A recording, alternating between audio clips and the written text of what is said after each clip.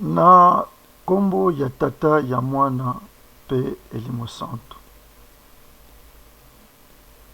Ezali ngai ndeko na bino papa Simon Bazedio Lezi. Ngai nafandi na mboka ya Afrique du Sud. Nazali mwana ya papa Kiendo Fekwen Kiendo Nsele Ernest,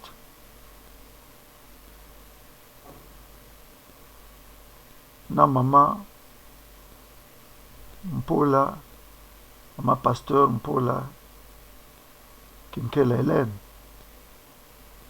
Nazali mwana ndaku nabotami mpe na nkamba na Nzalabula, naza mwana Nzalabula. Nazali musicien ya Faki. Alors nazwi tangu naya kosolola na bino pamba te biso nyonso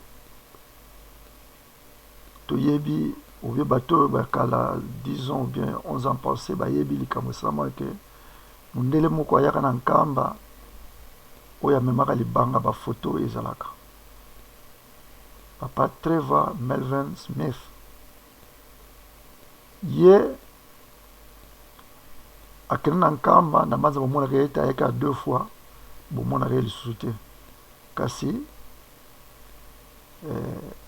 par rapport à makambo ebele eza koleka na vie yango ntango mosusu bomonaka ye te. Azali toujours mwana ya ndako, andimelaka toujours bapapa pamba te ntango ye ayaka papa simaki mbango kiangani ye moko ayebi eloko oyo asalaka oyo ngai na yo tokomona te. Ye moko papa ayebi makambo na ye ndenge asalelaka yango pamba te ye moko atungisaka nga makambo atunaka ndenge na nkamba. Oza na sango ya nkamba boni papa, oza na sango ya papa, biloko wana tu epesaka ngai esengo mingi, epesaka ngai esengo mingi ko abosani papa te, aza na mondele pamba te azali sud-africain abotama na Canada. Donc tata azali sud-africain, mama azali canadienne. Alors ntango ayaki na Kisasa, ntango ayaki na nkamba, ayaki na bagroupe oyo alingaki mingi, amonaki jeteki. Soki ayoki jeteki eza koyemba mpa na ye ezalaki lokola eloko mosusu. Surtout biso na monde ya musique tobengaka yango bacontrepoint, bacantapointe. Nayebi nde nakoexplike yango na lingala te, mais baquestion réponse eza na kati ya choral jeteki. Alors epesaki ye donc ezalaki choral na ye préféré na kokoloba, bien kalingaki bachoral nyonso, mais oyo vraiment ekotaki makasi ezalaki jeteki. Toujours atunaka ngai epuis apanzasaka yango partout awa baningani mindele. Soki bamoyen ezalaki mbele bato mingi se baye deja kuna ne balobaka chaque chose à son temps. Yango momoni ke kamwa retard emonani. Alors tofanda tolala tolamuka, sasalaki ja barelation na ye mpo tosala voyage moko ya mbala kaka tokita kuna aya kofanda na bachoral na bamusicien, aza kozwa banzembo soki bango bayembi ye aza kokoma mposa na ye basud africain mpe babeta musique ya Congo. Le moins on fait défaut, kasi ntango badémarche wana ebandaki maladi oyo toyebi biso nyonso ye covid poposa ezalaki il fallait toana na nkamba de mois d'avril, mars avril passé, torataki yango po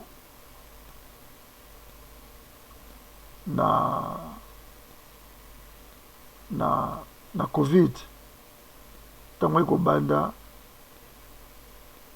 epesaki soki ndenge nini. Alors totie na juin juin mpe covid kutu awa biso ekomi makasi lisusu koleka bato azokokufa bakoma ndenge na ndenge moye lisusu te. Alors ide moko eyelaki ye ubie ngam napesaki ide wana be bon soki ndenge wana bon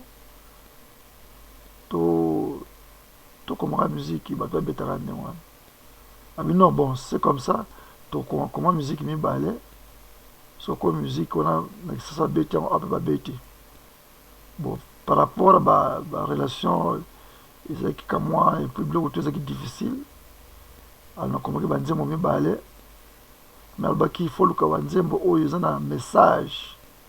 Quel est le message que okopesa na basud-africain? Pour basud-africain nafandi awa nayokama lingomba yango mama te mais lingomba ezali nango mais le sud-africain baza bato moko baza un peu différent na biso balingi biloko na bango makasi. En Afrique peut-être s'intéressaka bien banigérien bakenien baghanéen bacongolais bayebi kaka biso bo comme misala biso osalaka mpe epesaka mwa doute moke. Heureusement que toza na kasha mabe te na kati Afrique du Sud basud-africain tosalaka baactivité mabe te. Alors tokomaki banzembo mibale ndenge asengaki yango akolobaki tata nzambe esalisa biso onga alobaki na pasi tozo komona na mokili soki mangomba nyonso bakomi esika moko mokili ebongi kaka nde bitumba tozo nango na kati ya mokili. Bongo nzembo mosusu naponaki ezalaki Kongo nzembo ya Congo ngai kimbangu namonela pasi toyebi biso toyebi que histoire ya Congo elobi biso makambo mingi epesa biso fausse information film esalama ebele. Le père de l'indépendance c'est Lumumba. Or biso toyebi que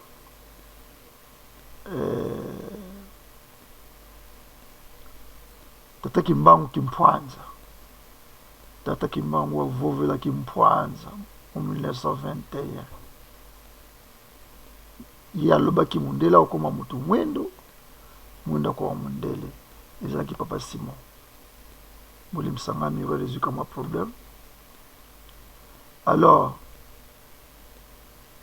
lokola papa alobelaki yango Kimpwanza na 1921 na ntango wana toyebi te soki bato tokolobelaka bapère de l'indépendance babotamaka déjà toyebi te wana entre parenthèses tokokota kuna te musée salami pour epesa information réelle et nous sommes fiers que l'information réelle ebima na mokili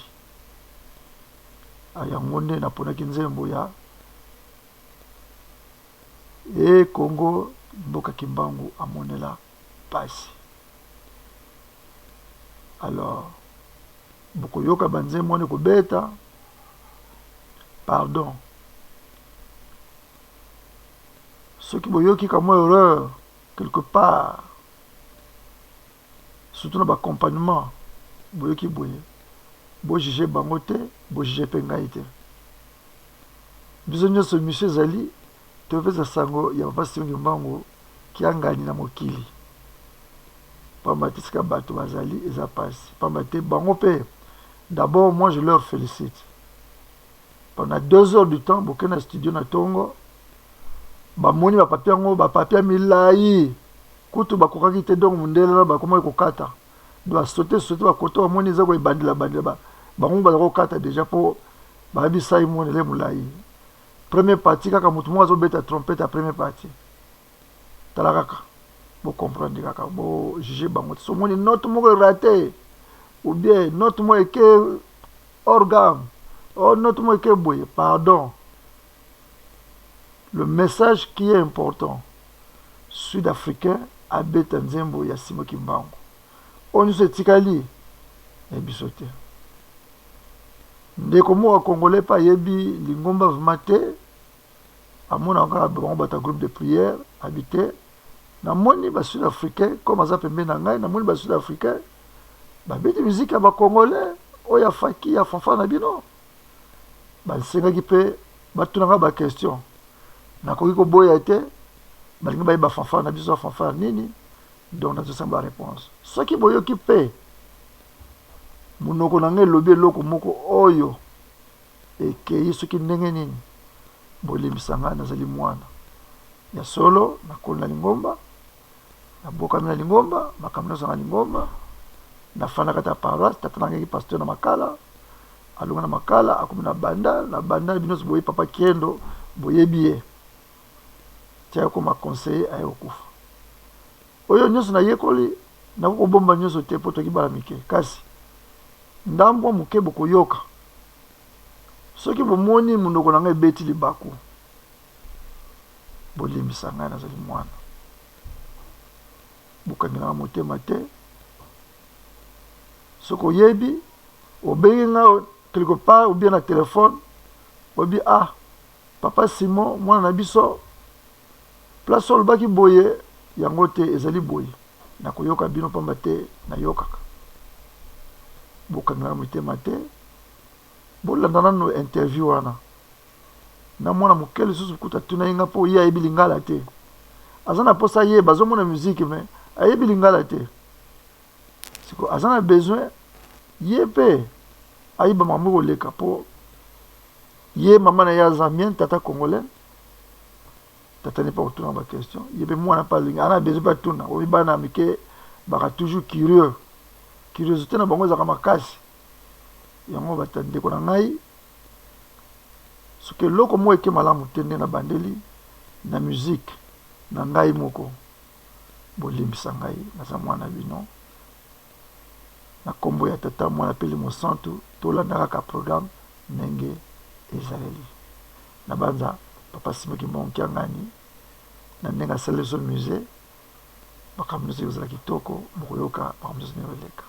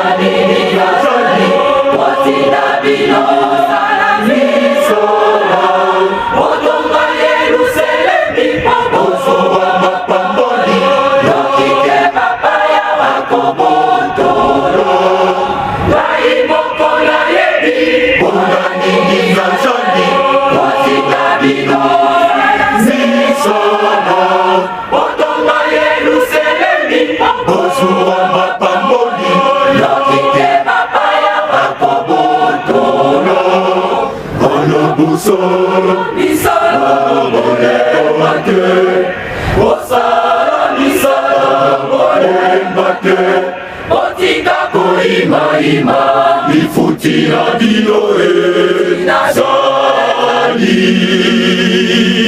Bana bosala Bana bolemba te Bosala misala bolemba te Botika koima ima Ifutira biloe Zali Bosala ya bamba ezalite Bokozua mbanozu ya kitoko Bosala ya bamba ezalite Bokozua mbanozu ya kitoko Botonga yeselemi Boka ya biaka ya mapamboli Botonga yeselemi Boka ya biaka ya mapamboli Botonga yeselemi Boka ya biaka ya mapamboli Mokili moningani Lebana Yakobo alingi kosalela yo Ezau Miteli misato na mineni molani Nalibona niye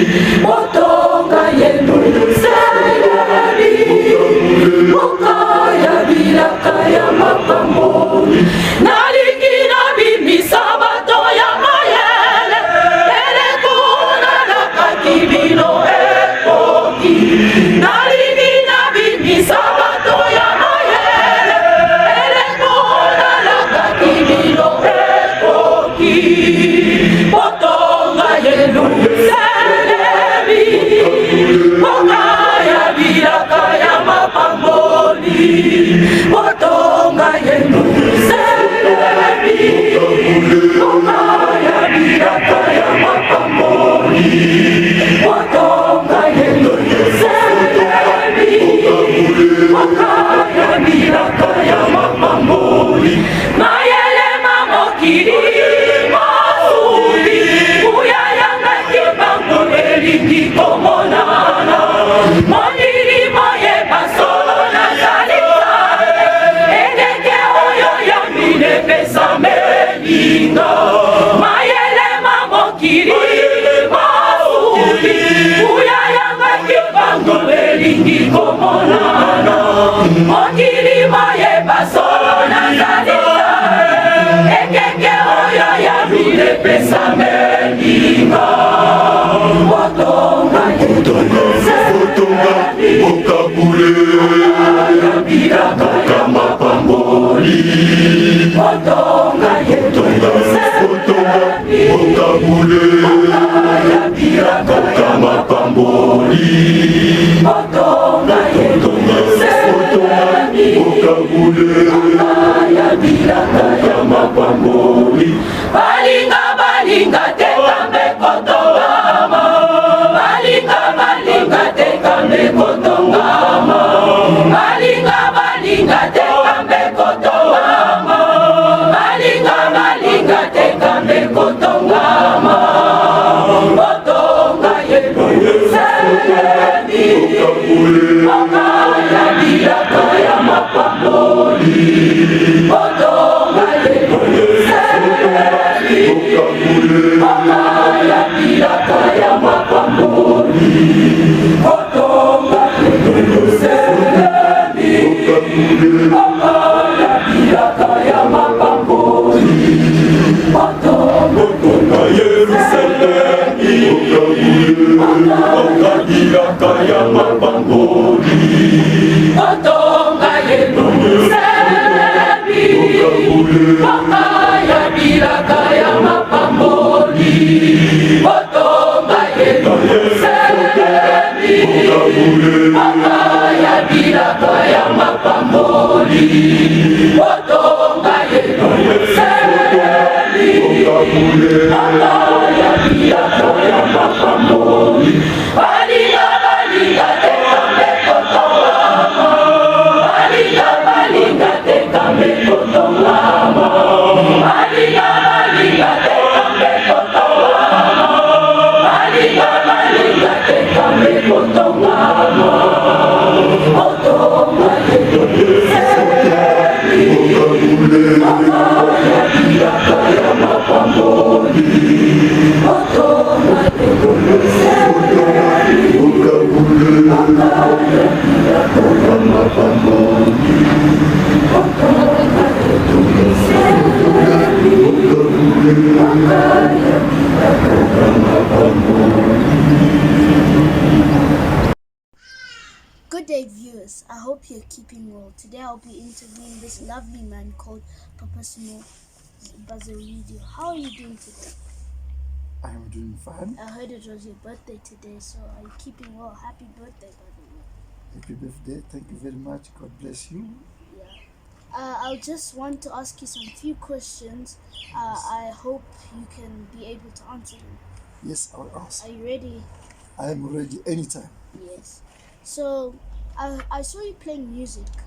What genre do you focus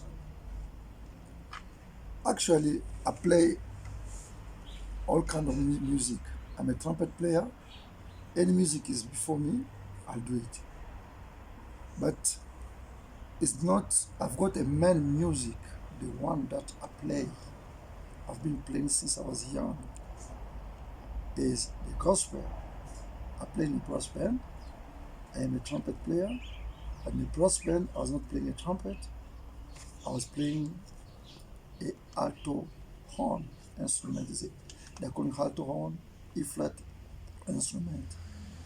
But my music, my genre that I'm using is I'm a brass band player. I play music from the brass band, church brass band, I can say. So, back in Congo, I heard some speculations of news that they were building a sanctuary or museum. I saw people celebrating that sanctuary and museum. What is this whole concept of the museum about, and what artifacts can we find in that museum? Yes, wow, that's a great question. The Kimbangist Church has got a history, very deep and deep and deep history. The Kimbangi Church. You know, by the way, the word centenary, you know it very well, is 100 years, which means since our Papa Simoki Mbangu, the founder of the church, started his first work in 1921, on the 6th of April 1921, to until today, last week, by the way, on the 6th of April 2021, the church has 100 years of existence. That's what people were celebrating. There's so many things inside that I would explain because you spoke about the museum. The museum is where they put everything, all the artifice, as you said, whatever happened because it was mistreated by the colonial people, the Catholicism of that time. It was a war between him and those people. And wherever that he encountering things that I know that are not well, beating him up, putting him inside the tanks of acid, putting on chains, doing so many things you can't think of. All those stuff are still there. The news, the papers, written by Americans, written by Belgian people, European people, all those papers, they're collected and they're still collecting them. They go to the museum. And all the stuff that is Three Sons used, all the church, the way the church was going, working during this period of time, and everything would be inside the museum. That is why people, they were happy, and we had a good message also that because in 1921 it said black will be what will be black, which means no one will be above another one. It's not the white people to rule the blacks and the blacks to rule the whites, and everyone be friends for one family of Christ. They'll worship together, they'll praise together, to be one in Christ, because our church is a Christ church. That is why people do very, very much, they make noise. For more than, I think, 2 million people went to Gamba. Our church has got more than 24 million people. That's a lot. That is a lot in the church. So, they opened the sanctuary. Yes, the president, by the way. Yes, that was part of my question. Is it true that the president actually went to open that sanctuary? Yes. Or that museum? Yes, he was there. It was almost an obligation. By the way, what you have to remember, that when people speak about Nelson Mandela, the icon in South Africa, Mandela is an icon even though the party existed since 1910. But whatever that he did, put him in front. But in our church, there's three before Simon Kimbangu is there, which you cannot explain now. But Simon is the first and the last big icon in the country and in Africa. Because whatever that he did, no one else beside Jesus did. Let me tell you, he resurrected more than 144 dead. Resurrected. Who do you know that did that kind of things in life except Jesus? And those the blind people could see,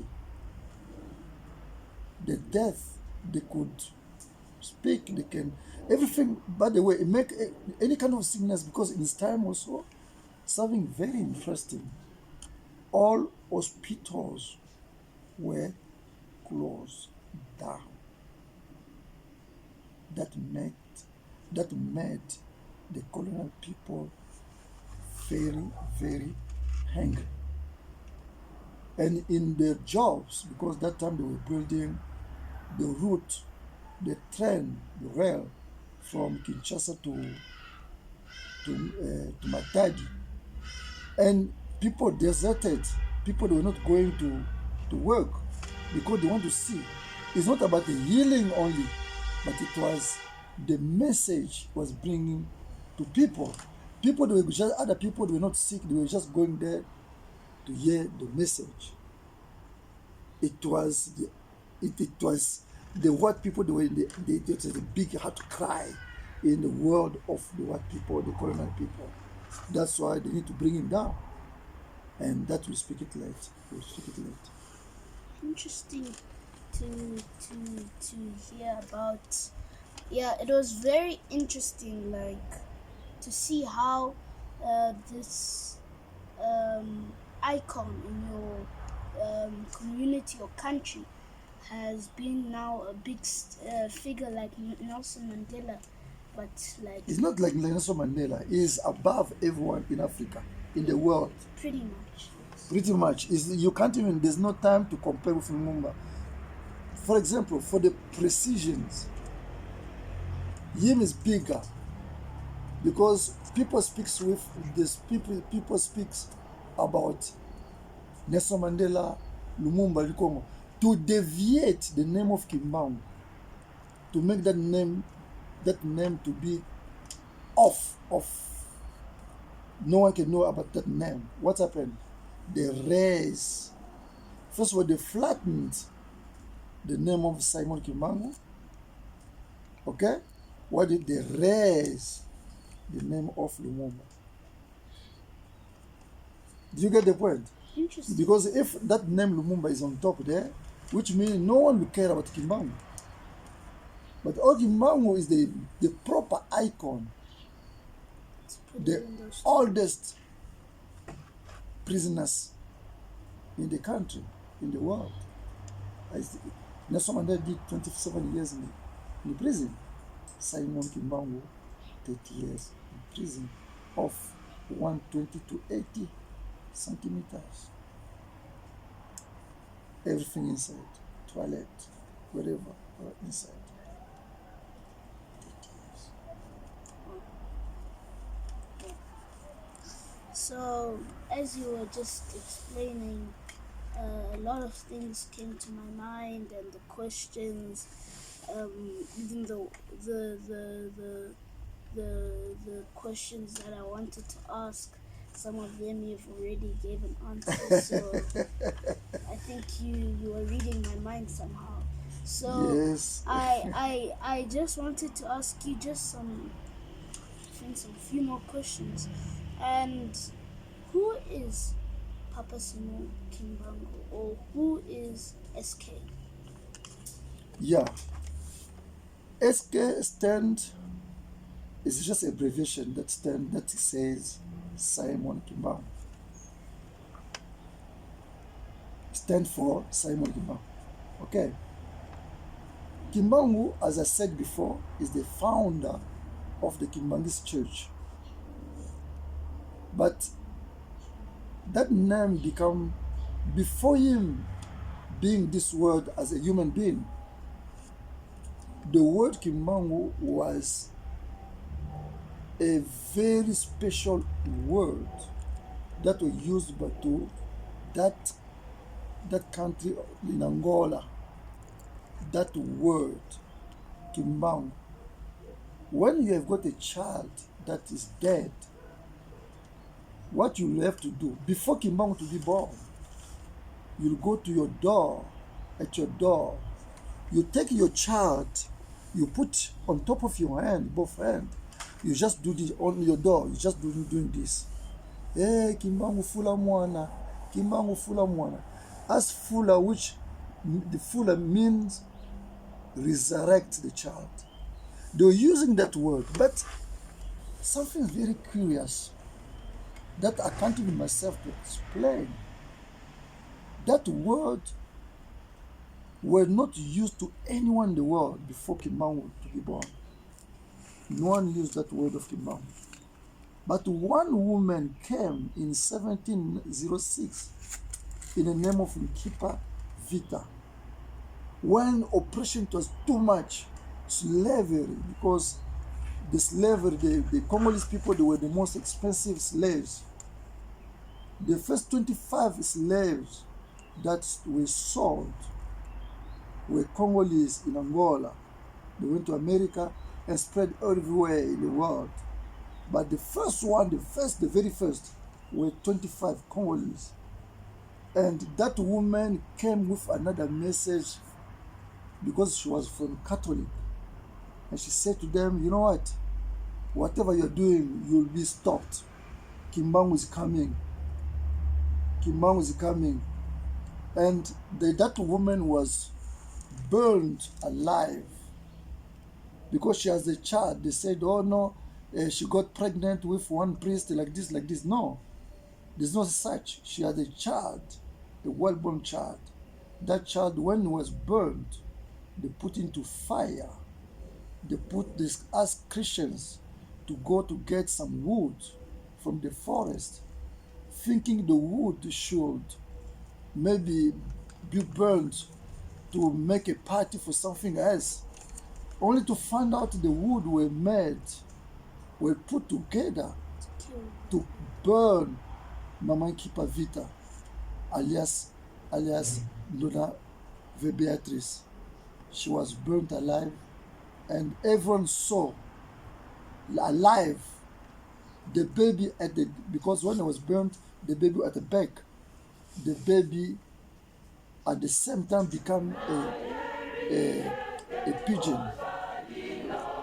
a bird, went straight away to the heaven and get into the heaven. Everyone knows for Simon. And he spoke of Simon. Simon is coming. And in the 12th September 1887, then Simon was born. His childhood is known to everyone, was different to everyone. Was praying too much. Suddenly, her mother, after his birth, 3 months, I think 3 months after his birth, died. Now he was left with the aunt, the sister of her mother, the big sister, in the name of Kinzen. She's the one who raised Papa Simon Kimbangu. And in 1921, there are so many mysteries inside which I cannot explain now. But in 1921, 1918, I had a call of the Lord Jesus Christ that was ready to feed his sheep. Because at that time, remember now we're living in the time of COVID-19. That time it was another kind of COVID-19 that was called Spanish flu. Yes, people died. It was really a terrible time. The Lord appeared to him. He said to him, Simon, feed my sheep. He said, Lord, I can't do this job. I am not educated. Choose those people that are educated. I'm just a villager. How could I do that job? And the Lord said, I only choose you to do the job. He refused. When he refused, he ran away because it was a village. He went to Kinshasa. When he went to Kinshasa, he found a job.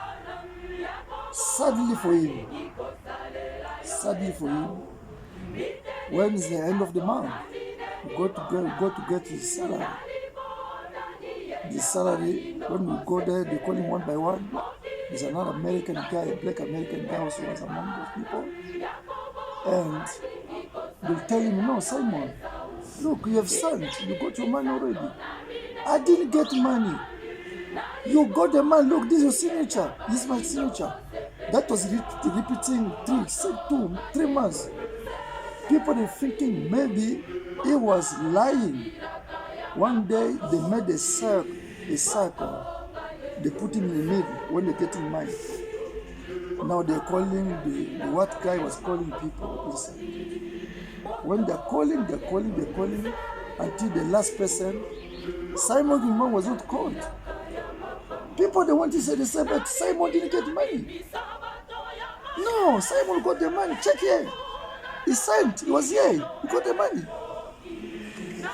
He knew that he ran away the call for the Lord Jesus Christ. You know, if you run away from the call of Jesus Christ, what will happen? Amazing. That is why you cannot get the money. People go, oh, you know, in the oldest time when they see, they say, hey, maybe this is a family problem, maybe someone is watching you, or something like that. You have to go home. All those friends, they collected money together, they give to him to buy something. But on the way in Kazangulu,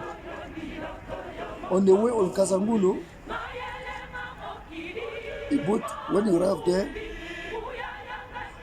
he said, no, I can't go like this. I left 3 children, the wife. How could I go like this? No, he bought some cassavas. In Congo, we're calling it squam. He bought cassavas and to come to sell back in Kinshasa. They did that thing several times, but the money is not going up. Only the capital remains. He said, oh, I must go. That is why he bought some fish, dark fish called Nzombo.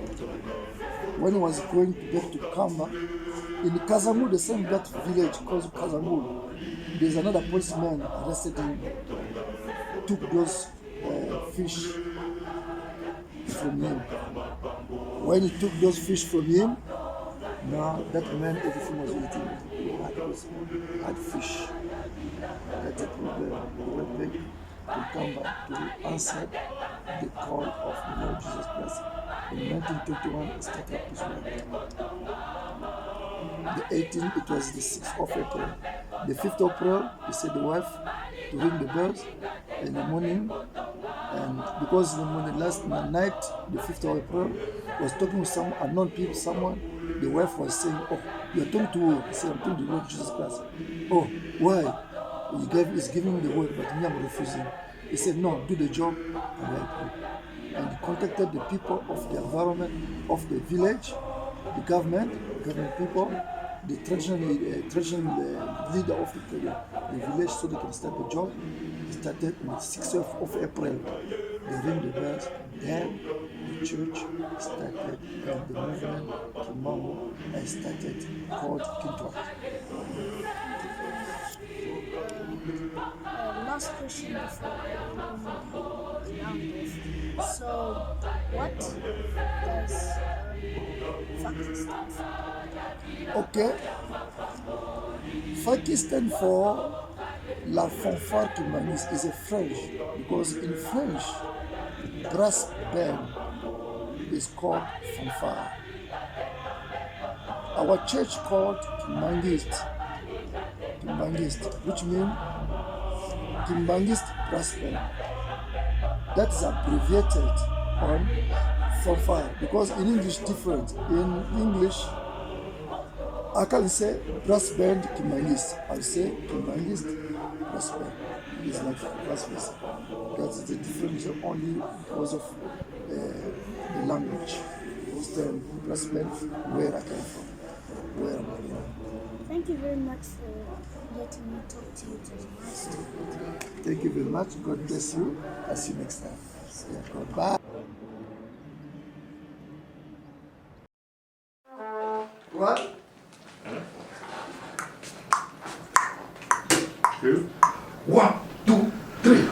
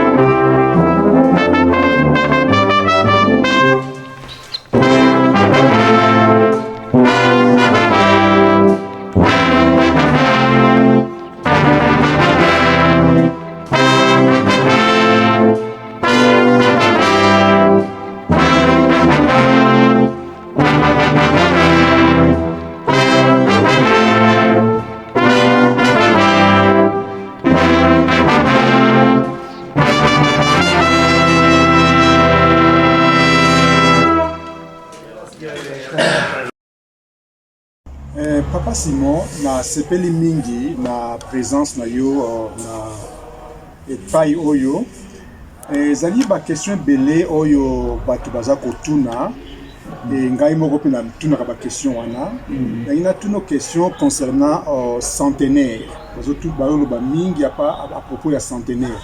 Est-ce que yo okoyebisa biso te éclaircir biso concernant centenaire parce que nayebi ke yo botama kimbangiste okoli kimbangiste ozali na kimbangiste donc je pense que tu es en mesure de nous répondre concernant la question à poser quoi.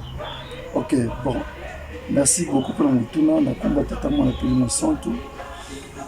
Effectivement nazali kimbangiste botami kimbangiste tatanga azalaki pasteur wana na botamité donc bango baza ba premier pasteur kimbangiste tata na ngai abengamaka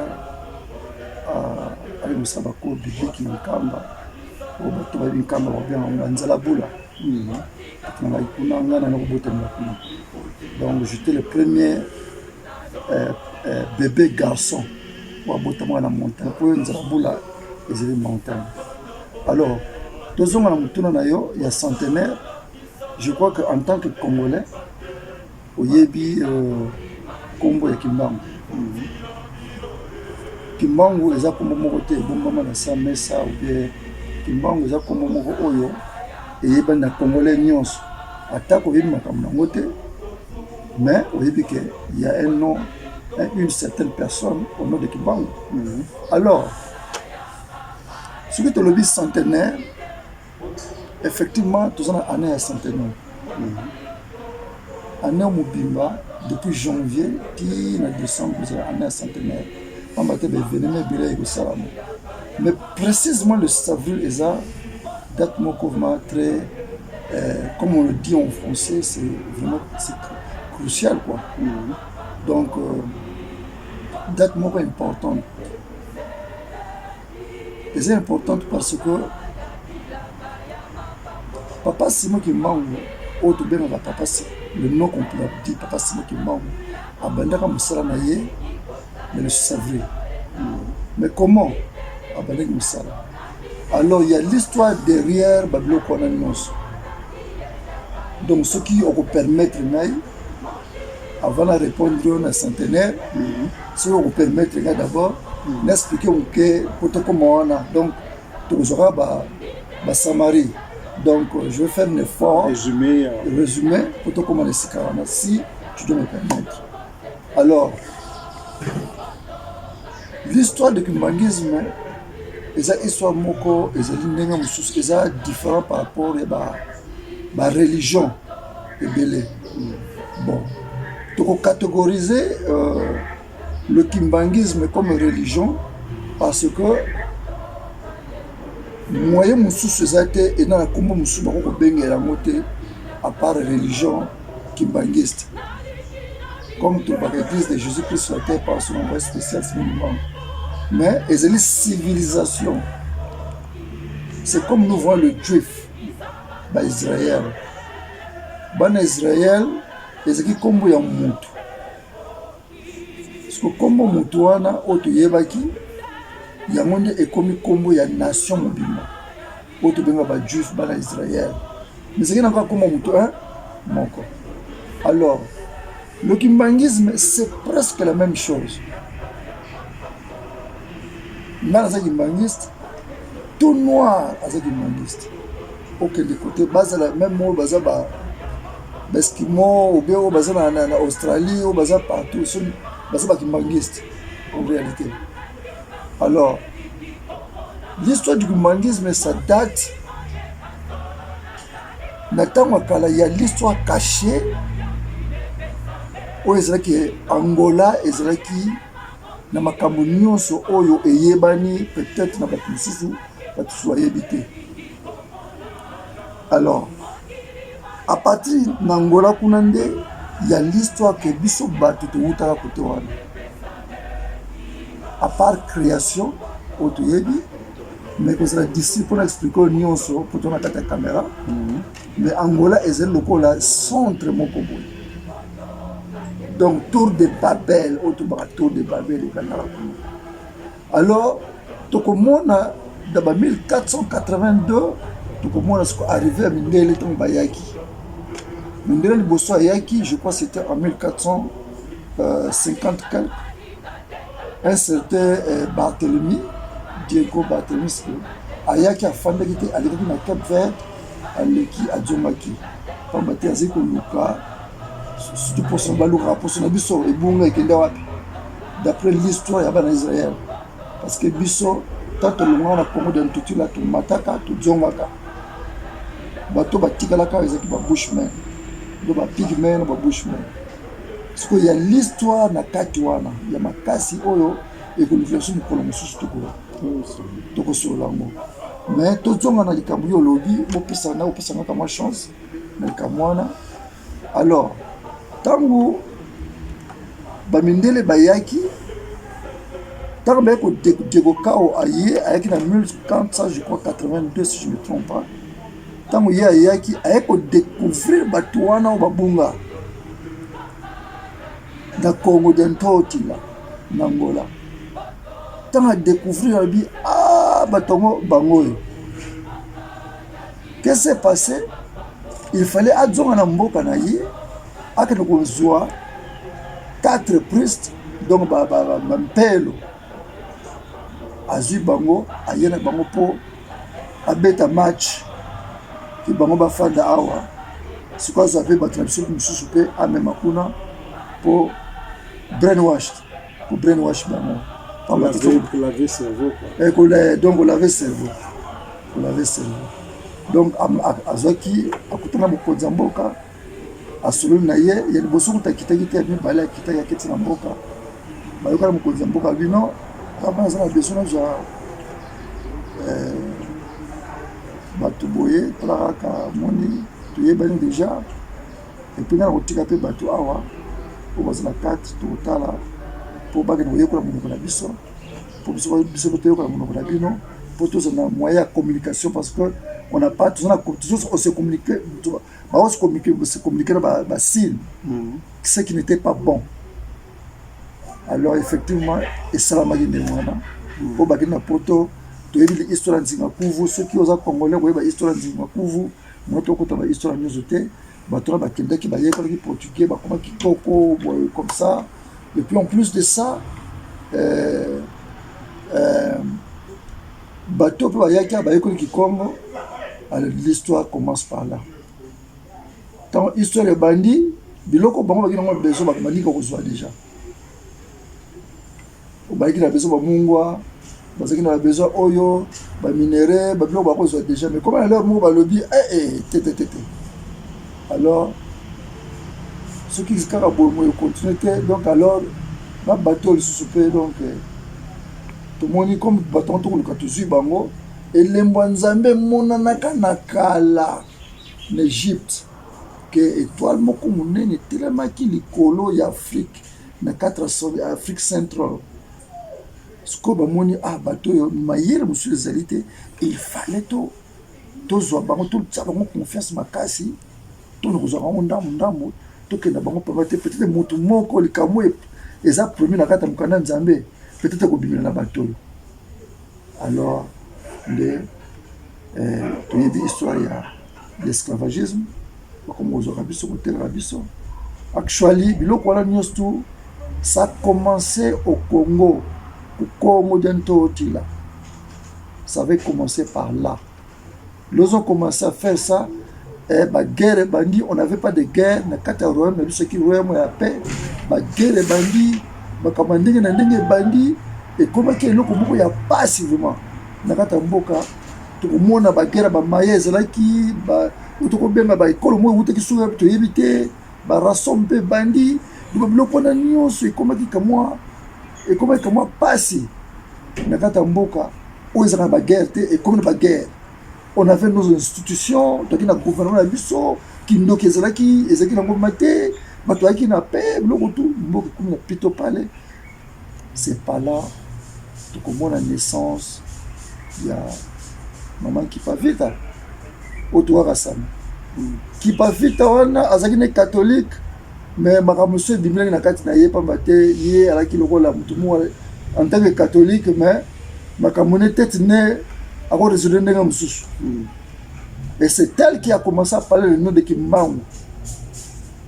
Lorsqu'elle a commencé à parler de Kimbangu, maman a commis traître. Comme elle avait un bébé, bon, bah, quoi, c'est un bébé, azali mwana preste mo ataki zemi o boybo oko ba ebite côté ni azwa ki bébé wana akina bébé na ye donc tant comme hier on peut déjà qu'arriver à une certaine personne au nom de Kimbangu et comme problème dans le temps quand tu as un enfant tu as un enfant est mort né ce que moi na wana aucun de bossu ya ndako olobi Kimbangu fula mwana Kimbangu fula l'enfant là doit obligatoirement la ressusciter. Le nom Kimbangu était utilisé spirituellement pour aider l'homme noir. Le nom Kimbangu. Alors, si on appelle si les détails, on se photo comme on appelle ça, bien qu'on a sauté. Alors, tant qu'il y a à proclamer l'Inouana, sort naïe en 1706, donc sort naïe le 2 juillet. Les Batumbaki live. Batumbaki, mais c'est que nous connaissons que moi, on a dit que Batumbaki est là, moi, on a Batumbaki maman qui va vite. Maman, il y a Simon Kibam. Donc, à ce temps-là, le nom de Simon Kibam existait, mais aujourd'hui, on a pu découvrir spirituellement, on ne pas visible, que non, c'était effectivement l'enfant, c'était l'enfant. Ok, parce que tant que tu m'as maman là, l'enfant là a combattu pour la Peugeot à matin du colo. Doit tourner maman, mais moi là a bébé pour la Peugeot à quel colo. Donc le mysticisme, la spiritualité, c'est qui m'a cassé. Nos pères priaient avant même le blanc pousse par venir. Donc le mysticisme, donc ma campagne c'est qui m'a cassé. Donc nous le noirs on priait, le Congolais en général priait beaucoup. Pambate rôle absolu azaki na Congo tout là a diriger Angola a diriger Congo RDC a diriger pe Congo préservé en plus un peu du Gabon sauf que na kata Gabon au monde même les Camerounais aussi ils viennent du Congo. Quand tu dis Yaoundé c'est quelqu'un qui vient de Matadi c'est telle histoire bango mon peu bayebi yango ils a histoire mon a fondé mais bango bayebi donc il y a l'histoire cachée. Alors nazaki de kamo musika mais olibisanga pour nango alors tango wana esalami que batumi mama wana bamoni ki histoire esili pour que mama likambi kosala la naissance de Kimbangu le 12 septembre 1887 na nkamba Yerusalemu tata na ekomene kuyela na maman Louise. On a tata na maman na ye. Azana tata, azana maman. Il y a beaucoup de gens qui disent que Kimbangu n'a pas de parents. On l'a ramassé quelque part. Non, même Christ avait des parents. Celui qu'on appelle Christ avait son père et sa mère, bien que le père était adoptif, mais c'est son père. Quand on voit la lignée, le roi David, Jésus-Christ, nous verrons que la famille est une production de donc Simon Kimbangu aussi avait des parents, il n'y a pas de mysticisme là. Nzambe pour l'exercice Nzambe, il ne fallait pas qu'il y ait un abîme. Vous comprenez? Il avait un père et une mère. Alors, maintenant, il y avait beaucoup de miracles. Aux alentours, il y a une histoire qui s'est passée dans Tangwana. Alors, Kimbangu na ba miracle belé sur le livre vert, livre moi dans un livre vert, au moins que na bumwana na ye makammingi salamaki. Même quand il y a 20 ans, à quoi dans les boules, ba ute no kemo zo na nkamba, à quoi dans les boules, mama za pour binzemba umondela. Mais non notre ça pour moko boye, parenthèse, tant il y a buta mi kala mingi te mama akufaka. Tant mama akufaka, ce que ne kwa mama na ye, sori ya mama na ye kinzembo. ye mutu abokolaka papa Simon Kimbangu. Donc maman Kinzembo akomaki lokola maman propre ya Kimbangu. Pour maman a quitté même pas 3 mois, maman était partie. Mais tata tikalaki. Ye abotamaki na Nkamba. Abotamaki effectivement. Akoli na Nkamba atika obima na Nkamba te, donc place ye avandi plus yaki na. Effectivement Nkamba ezesika ya botama, bien que Nkamba dans le temps toyebi ke Bisingombe eza nini moko eza existaka vraiment na mite. Ezali kaka bato bawutire ba banyanga mangombe. Babiso banyanga baza kokoya baya kobokola bangombe wana, babiso kotala bantandu, babiso kotala bandibu baya kobokola bangombe. Mais il y a eu un temps que il fallait bateau créer quand même un village na mamwana. On a ligne tourner un peu question moko question préparé te et ye kaka na mutu. Quand on voit Simon Kimbangu, qu'est-ce que le peuple congolais peut apprendre de la vie de Simon Kimbangu?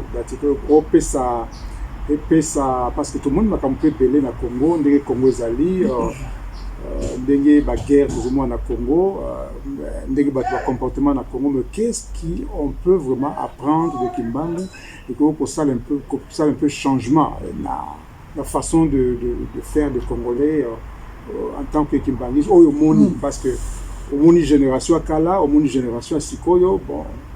Et là, on dit que on apprendre qu'on aider biso na ndenge qu'on temple la unité et puis la paix na OK. Au moins pour nous répondre aux questions à Yohana.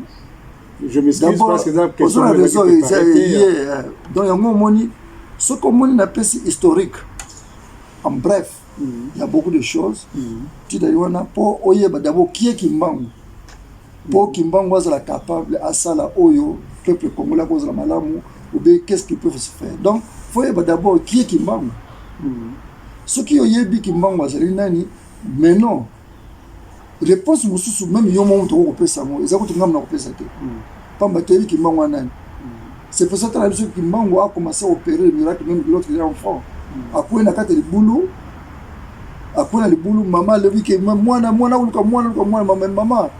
Mais bande qu'on a besoin ça en Amérique nous avons mona passe. Faut te libérer bango. Il avait 7 ans. En 1910 kunande to yebi que toi la munene mona na ki business to yebi so ko tali histoire ya Afrique ya Congo mona ki toi moko munene faniki pendant la semaine li koloka ya Congo et toi la c'est que eloko wana eyepa na biso ko ye ko yebi sa tata na ye alobi ke yo tata yo na botami tenga na salimiselaka. Vous comprenez? Donc il y a des trucs là qui fera que Kimbangu, bien qu'il y a l'histoire derrière ça, on ne peut pas aller dans le détail à l'histoire, n'a pas maté. Il a dit ça devant Nabamfundo, nous dans des villages à tout moment. Biso ngana wuti na mayombe donc mabe on Kimboa des années donc yo lambi au principal ngana lambi batina baki baki super wuti na bizamba na tout et donc mutu fuata bata moto bala utaka biloko biloko utanda kwa na biloko utanda so zo ko biloko na tout ensemble bakolia mais comme moi na zaki très dossier qui Kimbangu bala mso zo saka na bango mais le moi qui Kimbangu dossier c'est comme bato comme c'est Kimbangu bakombo comme ça tata siko mapekesani tata mapeke mati ende mona te so zo comme ça mwana no singa na so zo comme ça mwana no tio mapekesani mapeke ko mata mwana na parce que nazo les mwana na nazo boko la moi je bon si vous savez OK mwana mwana ki mwana le bien tata pourquoi ça moi yona no bota makitenga na misalaka. Vous vous rendez compte, moi, en 1987, en 2010, à ce moment-là, 1997, 27 ans, à ce moment-là, que Yona Roboto Maratina Nazaraba. Quand on a Zaki, oui, Zaki, même avant 1910. Pour 1910, il y a le Bagina Roboto Marasus. Alors, Kimbangu, vers 1918, 17-18, Donc akomi kozwa bapele pamba te ye azalaki catéchiste na mobilité na mission na missionnaire BEMS mobilité azalaki catéchiste mwana moko malamu dossier tout comme ça. Alors qu'est-ce qui s'est passé? Ye na koyekola mokanda nzambe aza koyekola wana or azalaki visité par le Seigneur Jésus-Christ. Azalaki visité ntango azalaki visité ekomaki ntango moko qu'il fallait à délivrer. Donc quand tu visites, il faut qu'on délivre.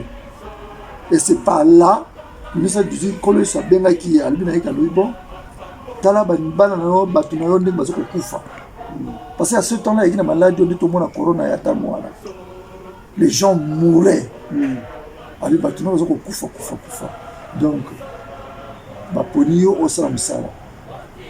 Ya bino nzambe ngai papa kolo sunga na kokate. Faut pour na muto mayele ngaza na ngai lettre. Faut pour na ya ngonde. Taba mona ke pression ke makala makasa kolo yesu akimani kisasa na BEMS ayako kimani kisasa ayako sala auto benga masa ko le wileri. Auto benga masa ko ayako sala ko na tenge porteur. Et comme on a fait de moi, ça les résultats. Bah on va discuter bon mona bo c'est yé qui mbango yé mo qui mbango ça sinaki. Et ça met 2 mois 3 mois télé oui ça beauté donc yé mo di secret. Ba masa mboka ba sel comme position pour ba jongse na mboka. Ta ba liko jongse na mboka. Akela mboka ali bona sumila ta bana ba kwanga. Abali boso ko to commerce na d'abord akwanga ki. Akene momo ya sombi la mo pe ko so ngilika. Donc pas de à dire bon, tu as son vanzoma zonga paya.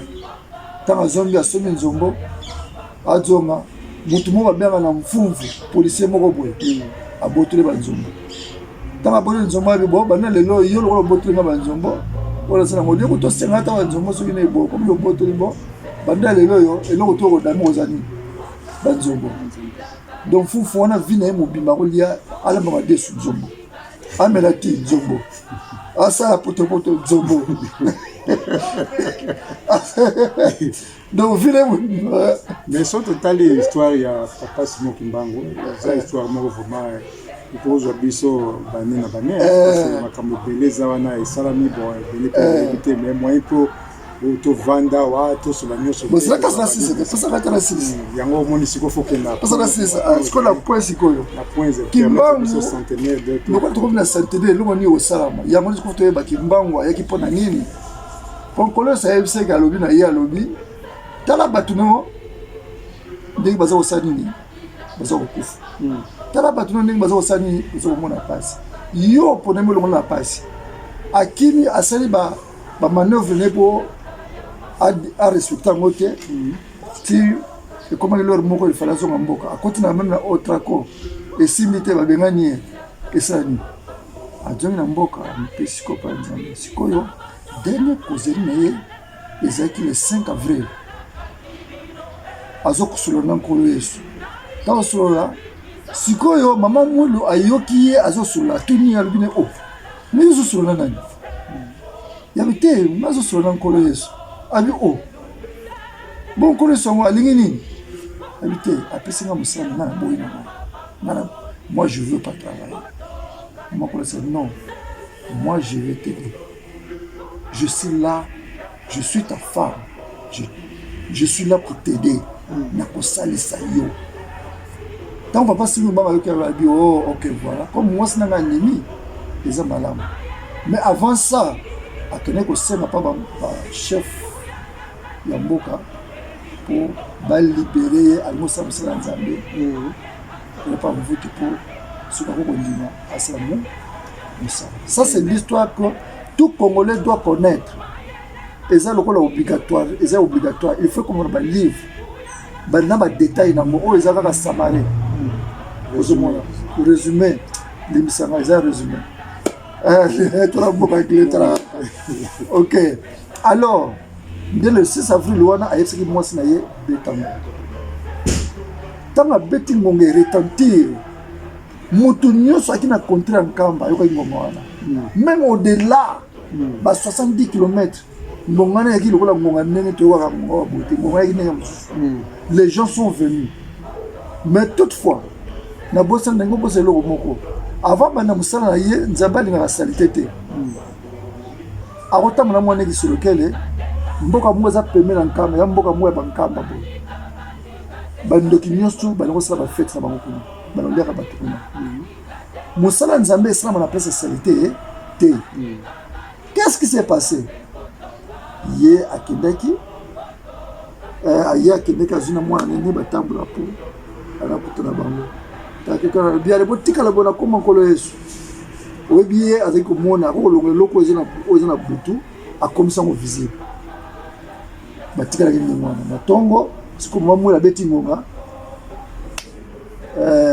ntango ndako ya nzambe ebandi basali bandi te yaki na loro wana je crois yaki nano babiloko ya catholique ya protestant si je ne me trompe pas. Sikoyo na ntango wana ayebisi bandimi ayebisi bango alobi oyo nyonso amoni ke ndeko nalali na ndako te zwa bilamba landanga donc nzambe asala na place ya salite te yango bato na balandaki ye ti moto moto na komona ndeko na ye bulumu pesi bilamba pesi yango mona bandoki nyonso oki na nkamba wana sauve qui peut babiso bakende na boko babiso bakende Kongoyo, mboka kibango wamonela kundula pasi Kongoyo, mboka midele manyokolangu Anima kipasi pambate alinga kibokonzi etele mana konga Silelo yo, na kongo bawanganiye Anima kipasi pambate alinga kibokonzi etele mana konga Silelo yo, na kongo bawanganiye Kongoyo, mboka kibango wamonela kundula pasi Kongoyo, mboka midele manyokolangu Adima kipasi pambate alinga kibokonzi etele mana konga Silelo yo, na kongo bawanganiye Adima kipasi pambate alinga kibokonzi etele mana konga Silelo yo, na kongo bawanganiye Kongoyo, mboka kibango wamonela kundula pasi Kongoyo, mboka midele manyokolangu Andima kipasi pambate alinga kibokonzi etele mana konga Silelo yo, na kongo bawanganiye Andima kipasi pambate alinga kibokonzi etele mana konga Silelo yo, na kongo bawanganiye Kibangu wanyo kwa maki Natina ya bosomi ya mokili Meboka Kongo yo Elibota modiba ya baido Silelo na kongo balobi kibangu bayebi ete Tala lolenge tozangi kimya na kongo Silelo asusu balobi kibangu yende nani Tala lolenge tozangi kimya na kongo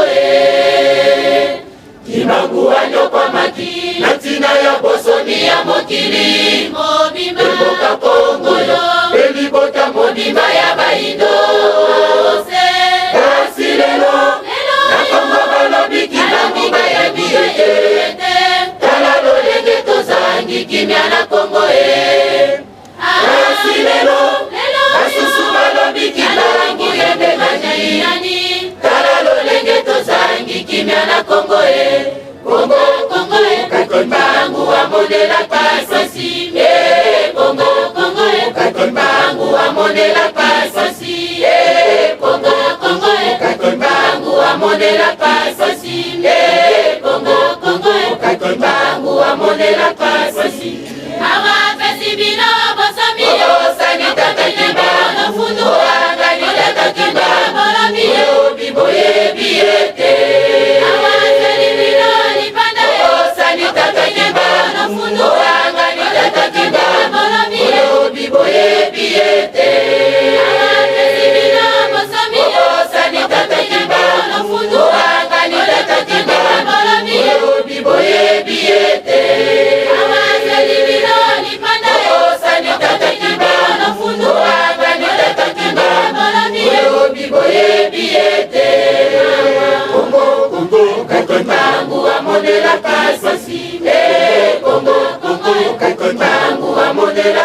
pasi, Congo, Congo, Katimbangu, amondela pasi, Congo, Congo, Katimbangu, amondela pasi, Congo. Congo sosola kimbangu pate kime pesa melayo, anyoko makibula tukumisa tona bolongo pe anjimiliwa, abeni litoma ya kolo kasala kikazela mokili, Congo sosola ujali mboka ya kinasa, Congo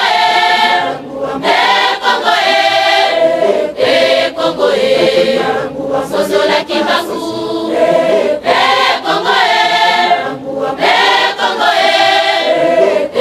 Congo sosola kimbangu, Congo sosola kimbangu pate kime pesa melayo, anyoko makibula tukumisa tona bolongo pe anjimiliwa, abeni nitoma ya kolo kasala kikatila mokili, Congo sosola ujali mboka ya binasa, Congo Congo Congo sosola kimbangu, Congo Congo sosola kimbangu, Bokonzi ya likolo ekitakatina mokili ya Congo, Nzambe tata Nzambe mwana molimo santu bazali kasi na bino, kasi Congo jali koyeba te kofika kochola, Congo sosola ujali mboka ya binasa, Congo Congo Congo sosola kimbangu, Congo Congo sosola kimbangu, sala boba ni manzale jali, Congo Congo sosola na bitu Congo na kaji na Congo, ojali Congo sana Congo na bila Congo Congo Congo sosola kimbangu,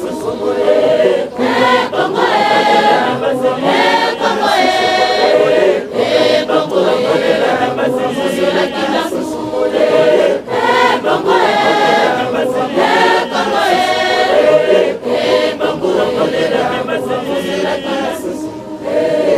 Bokonzi ya likolo ekitakatina mokili ya Congo, Nzambe tata Nzambe mwana molimo santu bazali kasi na bino, kasi Congo jali koyeba te kofika kochola, Congo sosola ujali mboka ya binasa, Congo Congo Congo sosola kimbangu, Congo Congo sosola kimbangu, sala boba ni manzale jali, Congo sosola kowela na bitu Congo mana kazi na Congo, ojali Congo sana Congo na bila Congo, Congo sosola kimbangu, Congo wakati bangu amonela kipasi, wakati bangu amonela kipasi, wakati bangu amonela kipasi, wakati bangu amonela kipasi,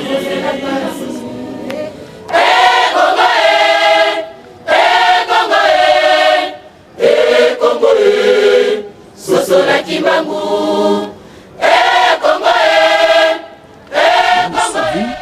ndi ngobetamaki akotinda batani ndenge za d'habitude akina zamba bia yakina marché alitama zo okende na ngombe kitsuka village eza opposite na Nkamba akoleka po moni bakuna mamboka ya kake soko libo tambola il faut que ça mbote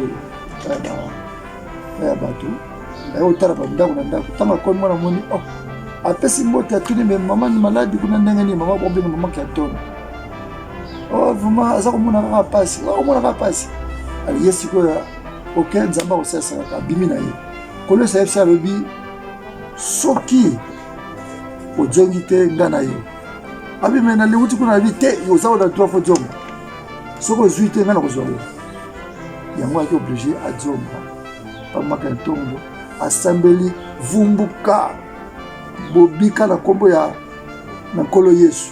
Pour Simon Kimbangu muta kosote. Simon Kimbangu travaille au nom de Jésus.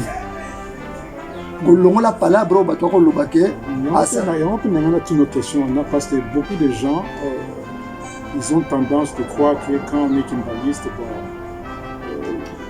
on ne fait pas allusion à Christ. Donc c'est comme si quand même, je pense qu'ils aient le mot bien que vraiment. Simon Kimbangu, d'abord l'église de Jésus-Christ, dit église de Jésus-Christ. Pasteur d'envoyé spécial Simon qui? L'église de qui? De Jésus-Christ. Pasteur d'envoyé spécial Simon Kimbangu. Vous comprenez que il y a un biloko tout Simon Kimbangu a fait vous vendre l'église de Béléba le bon non il y a ça qui n'a comment Nzambe non. Et puis Bible vous utilisez la Bible. Mais Bible il y a un livre qui m'a ça livre le premier livre au papa de ça pour l'histoire du kimbanguisme. C'est l'histoire du kimbanguisme. Et c'est la Bible. Kimbanguisme, c'est la Bible. Kimbanguisme, c'est un livre.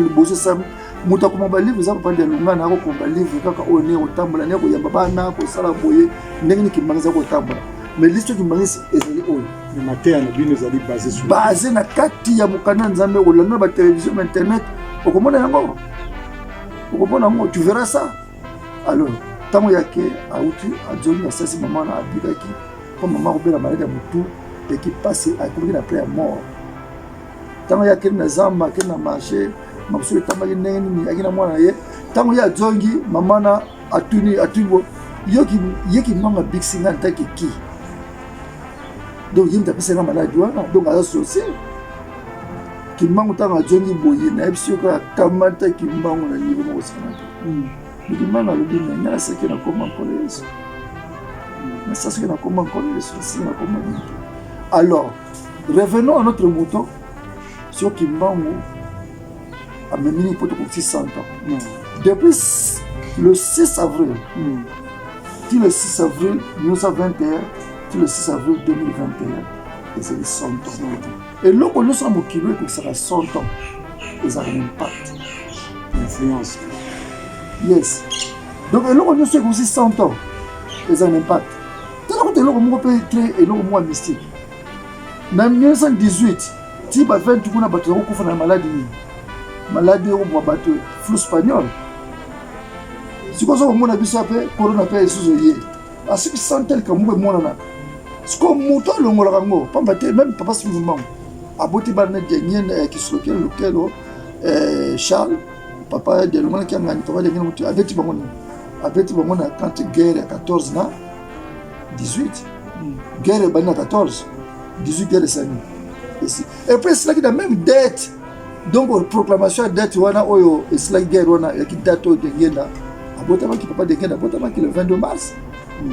Ozomona biloko amarka ndenge wana. Donc Simon Kimbangu papa Simon Kimbangu ayi kolongola moto mwindu na pasi. Yim tako déclare quand on dit Kimpwanza, yo dit na Congo, babalabala ba Kimpwanza. Qui est la première personne à boire comme Kimpwanza? Simon Kimbangu. C'est Simon Kimbangu qui a yango alobaki na soko lande internet au mona discours à ça le 10 septembre 1921. Nicolas Passi bana bakobima babiso kodjonga te. Donc il avait beaucoup dit à propos il y a kimbanguisme, à propos de l'homme noir. Et puis tout aux indépendance, mais l'indépendance na biso na et aux merci à Mindele. Donc ba leader na biso ba toujours ba pro Mindele. Ba ko diriger na ba volontaire Mindele. Ba ko diriger na ba volontaire ya biso ba ya Nzambe te. Car il y aura un temps où Dieu lui-même va prendre les choses en main. Mais en 2021, où il y a libération. Il y a un autre salle musée. Musée comme ça, artifice nyos. Biloko nyos tout oyo. Oyo ça, man attend qu'il manque. Oba kangele ba sala bodi. Il y a encore l'histoire, mais qu'on ne peut pas entrer dedans maintenant. Surtout n'inga peut-être. Donc biloko mana nyos. Il fait quota. Na kati ya musée papa Simon Kimbangu qui était né le même jour que Simon Kimbangu Simon Kimbangu nous laissait. 1951, le 12 octobre 1951. Donc, Yewana Ndeka Kamuto, le même jour, Simon Kimbangu Tikabiso, le même jour que Simon Kimbangu Kianga Nazorobota. Il y a un privilège, nous avons été dans le centre. Aïe pour Aïe Kotonga, musée. Donc, biloko kuta mokili mobimba.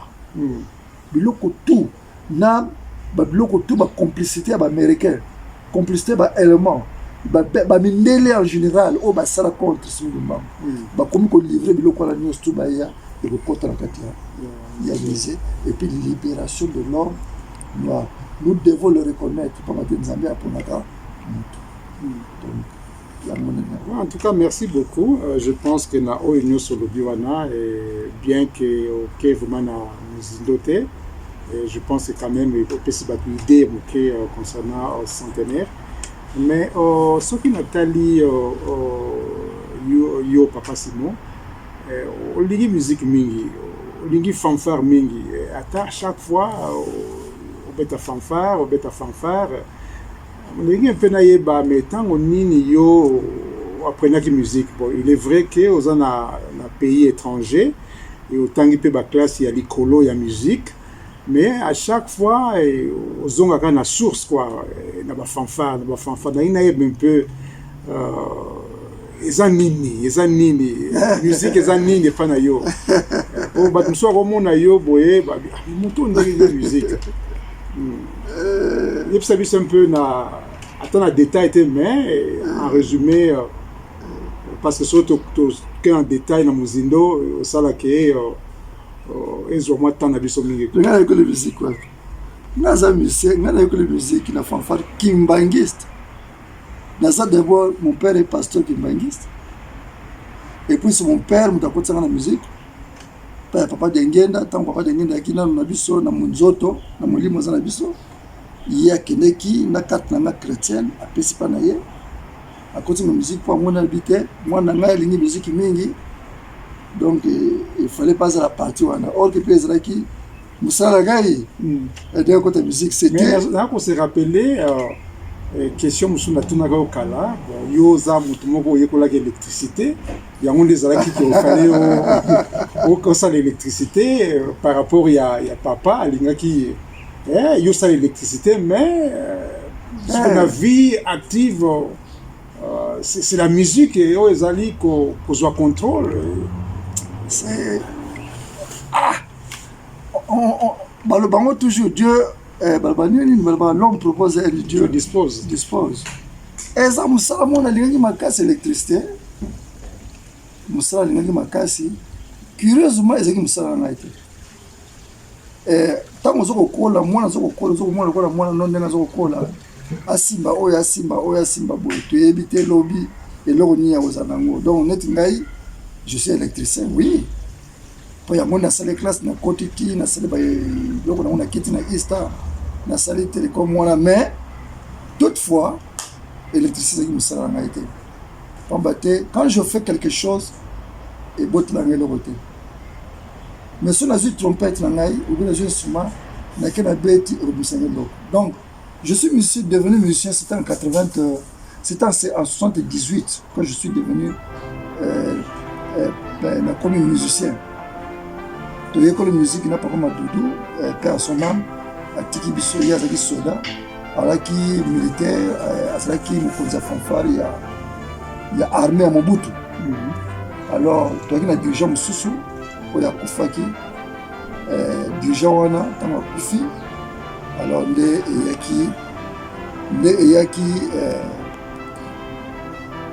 Yaki ne se coupe pas Doudou. Donc, tant qu'il y a il n'y avait pas, comment on appelle, la musique spirituellement. On ne lisait pas. Il y avait une musique, mais on ne s'occupait pas autant de la musique. Mais il y a des gens qui ont introduit la promotion. Tant que la promotion du Bosso, la promotion du ballet, mais il y a qui parmi la promotion du ballet. Donc on a côté la promotion. Donc depuis ce temps-là, la musique m'a cassé. Nalingi fanfare makasi pa bate Tant que na Belgique, na moni ba fanfare, na Afrique du Sud na tala ba fanfare. Na kendeke partout, na kina Zambie, na kina Zimbabwe, na moni ba fanfare. Maintenant na moni fanfare beta na ba fanfare aussi. Na évité peut-être juste mon fanfare beta na ba fanfare humaniste, na évité. Non, na évité bon. Quand on voit la fanfare kimbanguiste, bon, surtout les balako beta, vraiment ça. Et puis ça moi, comment dirais-je, c'est une au moins on a la différence. Donc c'est comme si fanfare est dans la Congo quoi. Donc quand on voit les besoins de service nabino, les besoins de tambour là, le marché, c'est comme si fanfare est dans la Congo quoi. Et même les gens à l'extérieur, sur Bamoni fanfare kimbanguiste, ça a toujours attiré. Mais qu'est-ce qui se passe là? Mais c'est pas tout le monde, hein? Parce que tant qu'on connaît la présidence, 11 ans après la vie, dans le dernier moment, on a eu comme dirigeant, bien que dans les qui vraiment, bien que bon, tout ça, ça pas bien que c'est quand même que c'est qui quand même quelque la responsable. Alors il y a moi ça qui est en Afrique du Sud, na sima qui permission na ba papa sima qui manque un ami, na bima qui na en Afrique du Sud, na où mais la quitter, pour faire la ponte kuna, c'est par là que les rezoa baninga ba pisina wa bina na pa anglais te ba uzanga ba bino ba juif moko boye ba bazana besoin de trompettiste na Island North na 10e rue Kaka na yaki wana on ne pouvait pas causer parce que je connaissais pas l'anglais aussi. Il fallait pas soumettre un dictionnaire bango ba lobby mo na tali kuna on conversait trop bête musique. C'est pas là idée yelenga bino il faut lancer la fanfare. Alors donc idéologie fanfare dit quoi. Donc il la rendre moi trompette moko ta voilà. Mais en Afrique du Sud nous avons une fanfare. En tout cas, c'est pas mingi, surtout que mini a fanfare est idioté et puis mandenge sali fanfare en Afrique du Sud en tout cas c'est vraiment une bonne chose. Et moi je pense que tu vas continuer sur la Bissau prochainement. On attend les autres permettre de sauter pour continuer en haut. Nous allons repartir à la fanfare de expliquer Bissau musique. Ok, merci beaucoup pour la fanfare de solliciter. Donc, on peut se le solo. En tout cas, merci beaucoup. Vraiment pour la. Merci beaucoup. Natanayope. En tout cas, merci beaucoup. Merci beaucoup. Merci beaucoup. Nous avons merci beaucoup. Merci beaucoup. Il y a les arabes musique, les appels, même au lobby, même na beta peu musique belé na côté on peut classe il y a moi sali que na ba na développer ba na côté classe na ko beta ba style parce que nous na ko beta classique jazz classique pop rock. Mais tu es aussi un teacher donc pour enseigner. Mais donc ça la ngana na lela kana vraiment ko tangisa musique ba na partir à 5 ans.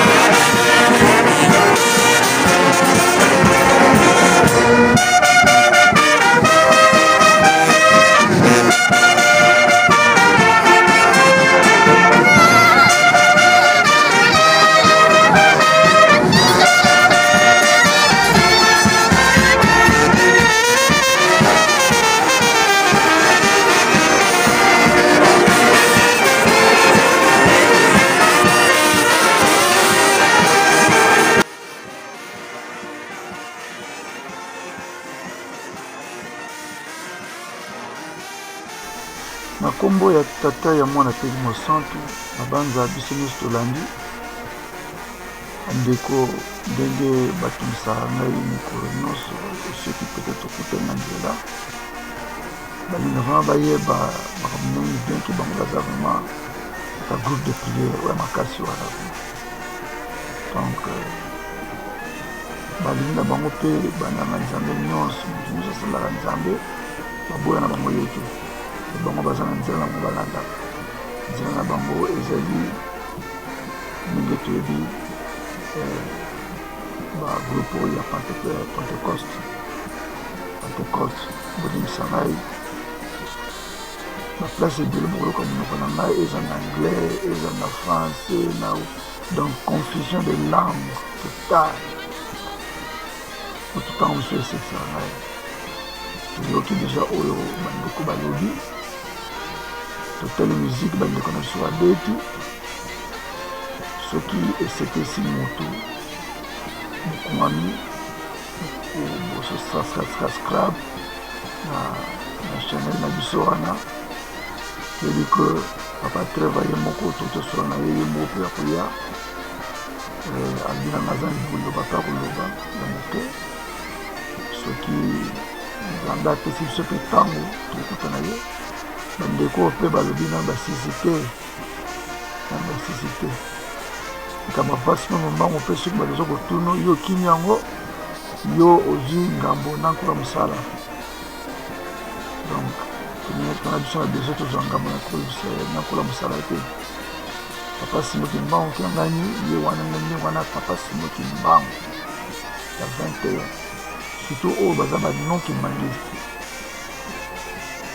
papa simo na biso papa simo kimbangu oyo ya 21 otobaka ya 21 liputa ye wana nde papa simo kimbangu kiangani soki ondimeli ye te donc nzela na yo eza ya kokanga eza na nzela mosusu te soki ondimile te na côté ya fanfare soko peut-être na beti libako quelque part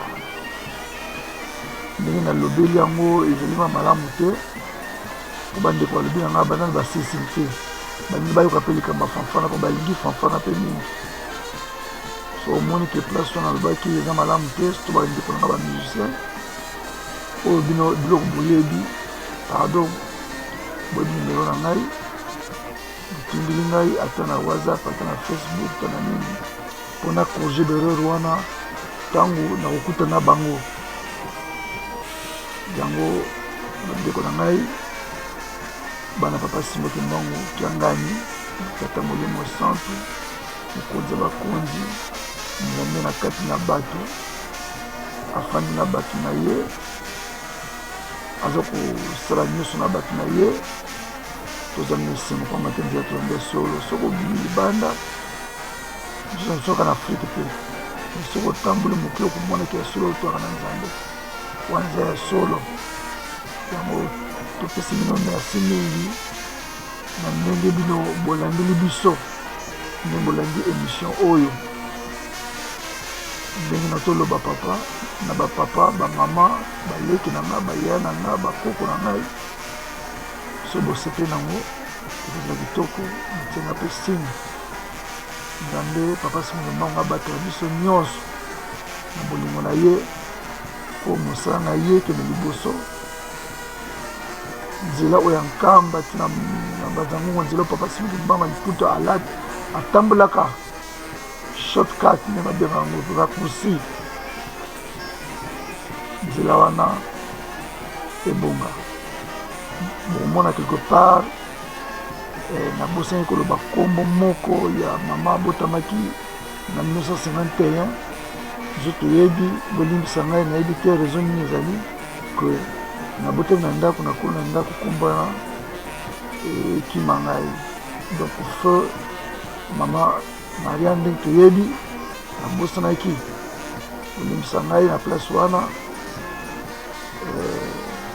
pamba te histoire badeformaka yango te ndenge nataki nabosanaki wana bolimbisa ngai soki nabeti libaku quelque part ndenge nasengi bolibisi ngai pe feti kitoko ya mbula mobimba ya centenaire feti kitoko na biso nyonso toyebi ke papa kobatela biso mbula biso mobimba oyo ntango ya Jacob sekei nango otomi na ntango ya Eza